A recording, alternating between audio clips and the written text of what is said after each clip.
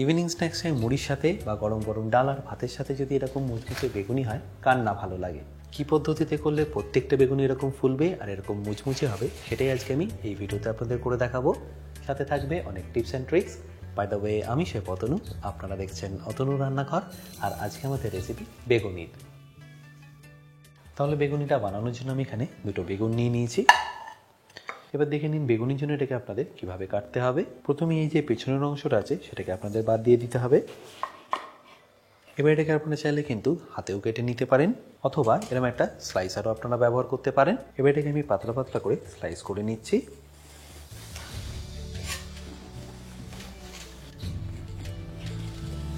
আর আপনারা যদি slicer machine না ব্যবহার করতে চান, সেক্ষেত্রে আপনারা এটাকে হাতেও কেটে নিতে পারেন।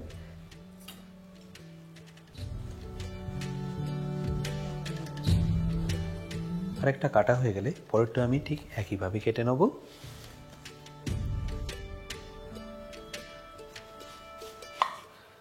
আর আমি ঠিক যেরকম পাতলা পাতলা করে কাটছি সেভাবে এটাকে কেটে নেবেন।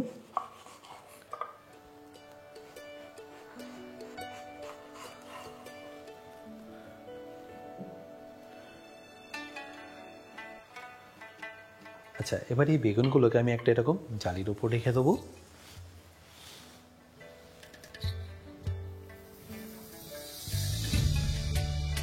আপনারা চাইলে কিন্তু যে কোনো ঝুড়ি বা প্লেটের মধ্যে রেখে রাখতে পারেন। এবারের মধ্যে আমি অল্প একটু নুন ছড়িয়ে দিচ্ছি। এতে কি হবে, বেগুনের মধ্যে নুনটাও ঢুকে যাবে আর বেগুন থেকে ময়েশ্চারটাও বেরিয়ে আসবে। এবার এটাকে আমি সাইডে সরিয়ে রাখছি পরে ব্যবহার করার জন্য। এবার ব্যাটারটা বানানোর জন্য আমি এখানে একটা বোল আর স্ট্রেনার নিয়ে নিয়েছি, যার মধ্যে প্রথমে আমি দিয়ে দিচ্ছি 3 কাপ বেসন, ওজনে 300 গ্রাম। আর তারই সাথে দিয়ে দিতে হবে 1 কাপ চালের গুঁড়ো, যেটা ওজনে 60 গ্রাম। এবার এরই সাথে রঙের জন্য দিয়ে দিন অল্প একটু হলুদ গুঁড়ো, ওই ধরে নিন 1 চা চামচ মতো। তারই সাথে দিয়ে দিতে হবে 1/2 চা চামচ কাশ্মীরি লঙ্কার গুঁড়ো। আর তারপর অবশ্যই স্বাদ মতো নুন। আর সব শেষে যেটা অ্যাড করতে হবে সেটা হলো গুঁড়ো চিনি 1.5 চা চামচ। আচ্ছা, আমি এখানে কর্নফ্লাওয়ার বা বেকিং পাউডারটা ব্যবহার করলাম না। ওটা আপনারা যদি এক্সট্রা ক্রিস্পি করতে চান সেক্ষেত্রে এটাকে ব্যবহার করতে পারেন। বেশ, এবার এটাকে আমি ভালো করে ছেঁকে নিচ্ছি।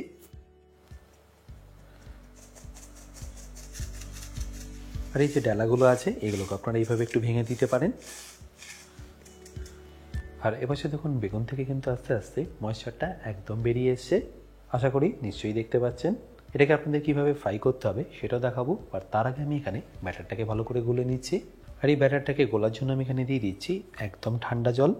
প্রথমেই খুব বেশি দেবেন না, অল্প অল্প করে দিয়ে এটাকে ভালো করে মেশাতে থাকুন। তারপর যতটা লাগবে সেই অনুযায়ী এখানে দিয়ে দেবেন।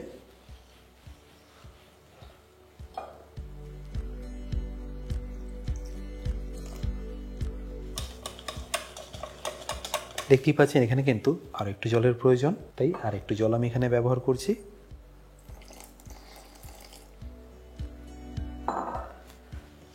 আচ্ছা, এবার এটাকে আপনাদের ততক্ষণ মেশাতে হবে যতক্ষণ এটা একদম পাতলা হয়ে আসছে আর বেসনের এই যে ডিপ কালারটা আছে সেটা যতক্ষণ না লাইট হয়ে আসছে। এভাবে হ্যান্ড উইস্কের মাধ্যমে করলে মোটামুটি 8 থেকে 10 মিনিট আপনাদের সময় লেগে যাবে। বাট যদি ইলেকট্রিক হ্যান্ড ব্লেন্ডারের মাধ্যমে করেন তাহলে দেখবেন 3 থেকে 4 মিনিটের মধ্যে এটা একদম পারফেক্টলি রেডি হয়ে যাবে। সবার বাড়িতে ইলেকট্রিক হ্যান্ড ব্লেন্ডার থাকে না, তাই এটাকে আমি হাতেই আপনাদের করে দেখাচ্ছি। আচ্ছা, এখানে বলে রাখি, আপনারা যারা এখন আমার বেসিক কুকিং কোর্সটা নেননি তারা নিয়ে নিতে পারেন আমার নিজস্ব ওয়েবসাইট www.otonurannakar.com থেকে। কোর্সের পারচেস লিঙ্কটা আমি অলরেডি ডিসক্রিপশন বক্সে দিয়ে রেখেছি। তাও যদি আপনাদের কিনতে কোনো রকম অসুবিধা হয় আমার সাথে এই হেল্পলাইনে যোগাযোগ করতে পারেন। দেখতেই পাচ্ছেন আগের থেকে কিন্তু এটা বেশ অনেকটাই ফ্লাফি হয়ে গেছে আর এই কালারটাও কিন্তু বেশ অনেকটাই লাইট হয়ে গেছে। আর এই ব্যাটারটা পারফেক্টলি রেডি হয়েছে সেটা কিভাবে বুঝবেন, তার জন্য একটা চামচ এইভাবে একটু ডিপ করে তুলে নিলেই দেখবেন এই যে কোটিংটা দেখতে পাচ্ছেন সেটা যেন চামচের সাথে এইভাবে লেগে থাকে। যদি দেখেন এইভাবে লেগে না থেকে ঝরে যাচ্ছে তাহলে আপনাদের আরেকটু বেসন অ্যাড করতে হবে। আর যদি এরকম কোট হয়ে থাকে তাহলে বুঝবেন ব্যাটার আপনাদের পারফেক্টলি রেডি। এবার এটাকে আপনাদের আমি ভেজেও দেখাবো, বাট তার আগে এই ব্যাটারটাকে আপনাদের রেস্টিংয়ে রেখে দিতে হবে মিনিমাম 10 থেকে 15 মিনিটের জন্য। তাহলে ব্যাটারটা এতক্ষণে পারফেক্টলি রেস্ট হয়ে গেছে। এবার বেগুনিগুলো ভাজার আগে আমি এরকম একটা সাইড টাওয়াল নিয়ে নিয়েছি। আপনারা চাইলে যে কোনো সুতির কাপড় এখানে নিয়ে নিতে পারেন। এবার বেগুনগুলোকে ট্যাপ করার জন্য এইভাবে দুটো বেগুন আমি নিয়ে নিচ্ছি। দেখতেই পাচ্ছেন এর মধ্যে এখন অনেকটাই জল আছে, তাই এটাকে সাইড টাওয়ালের মধ্যে এইভাবে দিয়ে জলটাকে একটু ট্যাপ করে নেবেন। দেখতেই পাচ্ছেন যে ময়েশ্চারটা বেরিয়েছিল সেটা কিন্তু টাওয়ালের মধ্যে একদম ভালোভাবে সোক হয়ে গেছে। ব্যাস এবার এটাকে আমি ব্যাটারের মধ্যে চুবিয়ে ফ্রাই করে নিই। তেলটাকে দেখুন আমি এখানে খুব ভালোভাবেই গরম করে নিয়েছি। এবার এটাকে ব্যাটারের মধ্যে ঠিক এইভাবে ভালো করে ডুবিয়ে ডাইরেক্টলি ছেড়ে দিন তেলের মধ্যে। বাট এই যে এক্সট্রা ব্যাটারটা আছে সেটাকে আপনাদের এইভাবে একটু ঝরিয়ে নিতে হবে, তারপরে ডাইরেক্টলি দিয়ে দিন তেলের মধ্যে।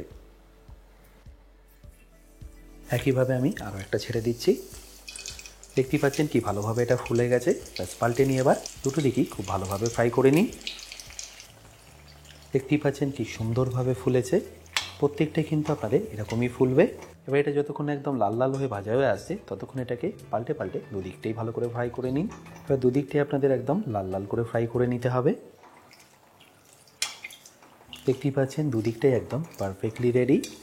ব্যাস এবার এটাকে আমি তুলে নেব।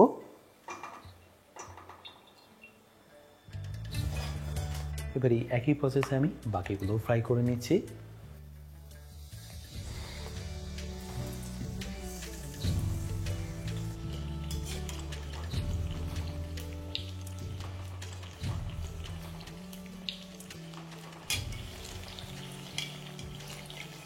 তাহলে আমার এখানে সবকটাই বেগুনি খুব ভালো করে ভাজা হয়ে গেল। এবার এটাকে আমি আপনাদের পরিবেশন করে দেখাচ্ছি। এবার পরিবেশন করার আগে অল্প একটু বিট নুন ছড়িয়ে পরিবেশন করুন। আচ্ছা, এবার দেখুন এটা কতটা ক্রিস্পি হয়েছে।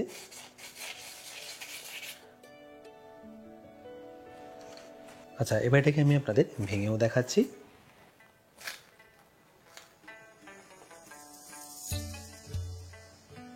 শুধু একটা নয়, প্রত্যেকটা কিন্তু একদম পারফেক্টলি ক্রিস্পি। আশা করি এই সিম্পল বেগুনের রেসিপিটা আপনাদের নিশ্চয়ই ভালো লেগেছে।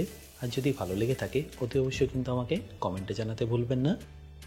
বাই দ্য ওয়ে, আমি শেফ অতনু, আপনারা দেখছিলেন অতনু রান্নাঘর। দেখা হচ্ছে আপনাদের সাথে একটা নতুন রেসিপি নিয়ে নেক্সট এপিসোডে। ভালো থাকবেন, সুস্থ থাকবেন।